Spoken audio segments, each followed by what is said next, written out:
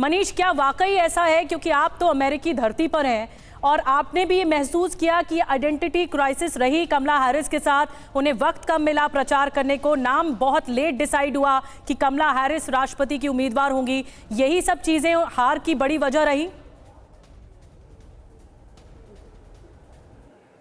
बिल्कुल, देखिए बहुत कुछ रहा इसमें, क्योंकि आखिरी में कमला हैरिस को आगे बढ़ाया गया और भले ही वो हार गई हो, लेकिन जिस तरीके से उन्होंने इलेक्शन लड़ा वो अपने आप में काबिले तारीफ है। उनकी जगह अगर जो बाइडेन होते तो बहुत बुरी तरह से हार होती। तो वैसी स्थिति में आप कह सकते हैं कि कम समय में कमला हैरिस ने अच्छा परफॉर्म किया है, लेकिन कमला हैरिस उन बातों से नहीं बच सकती थी जो बाइडेन के टाइम में हुआ, क्योंकि बाइडेन एडमिनिस्ट्रेशन को लेकर जो सवाल किए जाते थे उनसे वो ये कह के नहीं बच सकती थी कि इससे मेरा कोई लेना देना नहीं है। हालांकि कमला हैरिस बहुत चालाकी के साथ जब उनसे पूछा जाता था कि बाइडेन एडमिनिस्ट्रेशन में ऐसा क्यों हुआ, तो उसके जवाब में वो कहती थी कि ट्रंप ने ऐसा क्यों किया अपने इस कार्यकाल में।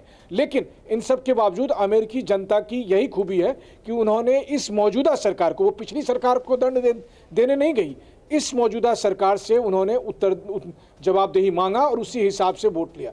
लेकिन आप जरा सोचिए, दुनिया का सबसे बड़ा लोकतंत्र, सबसे पुराना लोकतंत्र होने का दावा करता है और केवल जुलाई महीने में दो बार जानलेवा हमला हुए ट्रंप पर।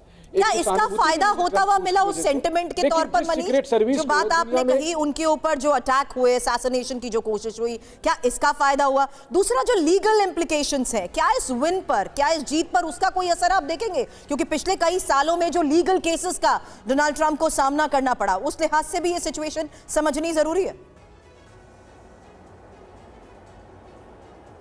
बिल्कुल, बहुत फायदा हुआ ट्रंप को। ठीक वैसा ही फायदा हुआ जैसे इमरजेंसी के बाद जब इंदिरा गांधी को जेल भेजा गया था, तो उसकी वजह से जनता ने फिर से 1980 में इंदिरा गांधी को जिताकर भेजा था। ठीक उसी तरह से ट्रंप की स्थिति आप देखिए, ट्रंप की स्थिति जानलेवा हमले होने के बाद से ज़्यादा बेहतर हुई और ट्रंप को और उनके समर्थकों को इस बात की आशंका थी कि कल तक, यानी आज 5 नवंबर से पहले तक किसी भी दिन ट्रंप की हत्या करवाई जा सकती है। हम सबको याद है जिस समय ट्रंप के कान को छूते हुए गोली लगी थी, उस समय या तो ट्रंप उसी दिन मारे गए होते या फिर उस समय कितनी सारी दर्जनों गलतियां सीक्रेट सर्विस ने की, तो ऐसा लगा जैसे ये सब कुछ जानबूझकर करवाया गया हो और लगातार ट्रंप पर कभी ईरान मरवा देगा, इस तरह की बातें की गई। लेकिन अमेरिकी जनता को लगा कि, क्योंकि अमेरिकी जनता ने ये चीज़ कभी नहीं देखा था कि अपोजिशन के लीडर के साथ, आप सोचिए, जो अमेरिका रूस को हमेशा ये कहता है कि वो अपने अपोजिशन लीडर को नहीं छोड़ता है, वो अपने अपोजिशन लीडर को मरवा देता है, तो आप पुतिन पर कहेंगे कि वो नवाल्नी को क्यों मरवा रहा है, लेकिन आप ट्रंप पर गोली चलवा देंगे। तो इस बात को अमेरिकी जनता ने एक्सेप्ट नहीं किया और इस अटैक के बाद भी जब वो आए थे, उनकी बॉडी लैंग्वेज, उनके जेस्चर्स को मनीष हम इसलिए भी एनालाइज करते थे।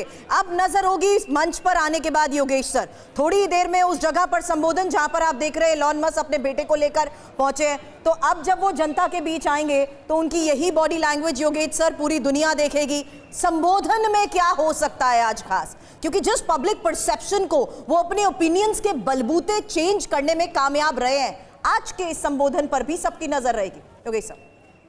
हाँ देखिए, बिल्कुल संबोधन में जो है वो अपने सपोर्टर्स को शुक्रिया करेंगे, धन्यवाद करेंगे और वो उनको एश्योर करेंगे कि भाई जिस चेंज की उम्मीद जो है वो सब लोग कर रहे हैं, वो चेंज जो है वो लेके आएंगे।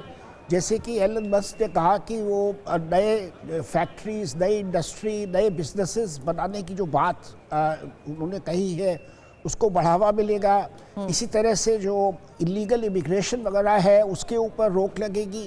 तो मतलब जो बदलाव लोग चाहते हैं वो उसको एश्योर करेंगे कि भाई वो बदलाव लेके आएंगे और उनकी स्थिति, उनके हालात सुधरेंगे और उनकी कंडीशन जो है पहले से बेहतर होगी।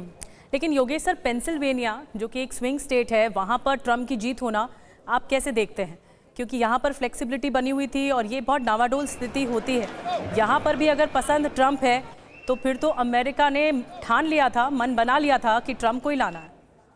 हाँ बिल्कुल, देखिए ये पेंसिल्वेनिया है या बाकी स्विंग स्टेट्स हैं, मतलब अधिकतर जगह पर जो है वो यही रुझान है कि लोग बदलाव चाहते हैं। लोग जो है स्टेटस को के अगेंस्ट है, लोग चेंज चाहते हैं और वो चेंज जो है वो प्रेसिडेंट ट्रंप में देखते हैं और कमला हैरिस जो है उस चेंज को दिखाने में या लोगों को कन्विंस करने में या बताने में वो कामयाब नहीं हो पाई है। तो बेसिकली यही है कि भाई चेंज जो है वो चाहते हैं, और यही पेंसिल्वेनिया और बाकी स्विंग स्टेट्स में हो रहा है कि वो चाहते हैं कि बदलाव आना चाहिए। 3 फैक्टर्स योगेश जी जो आप मानते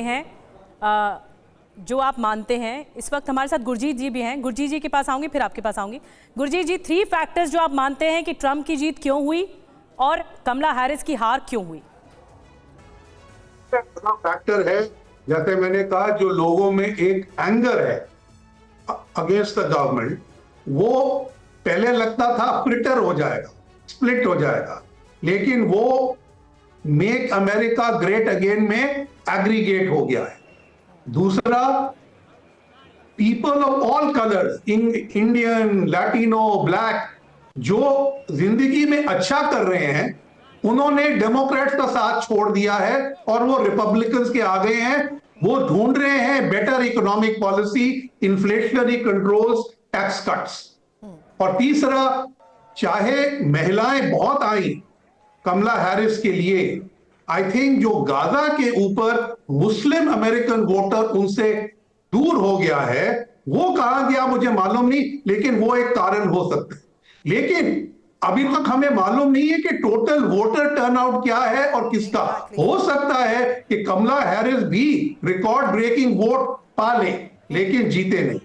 थैंक यू। बड़ी बात सर आप कह रहे हैं, हो सकता है कि कमला हैरिस रिकॉर्ड वोट हासिल कर सके लेकिन जीते ना। लेकिन इस बीच की एक खबर हम आपको बता रहे हैं, जहां पाम बीच से अब तस्वीरें आ रही हैं, क्योंकि बड़ी संख्या में ट्रंप समर्थक यहां पर पहुंच चुके हैं। सीधी तस्वीर उस जगह की भी आपको दिखा रहे हैं जहां माना जा रहा है कि अब से थोड़ी देर बाद फ्लोरिडा में डोनाल्ड ट्रंप का संबोधन भी शुरू होने वाला है।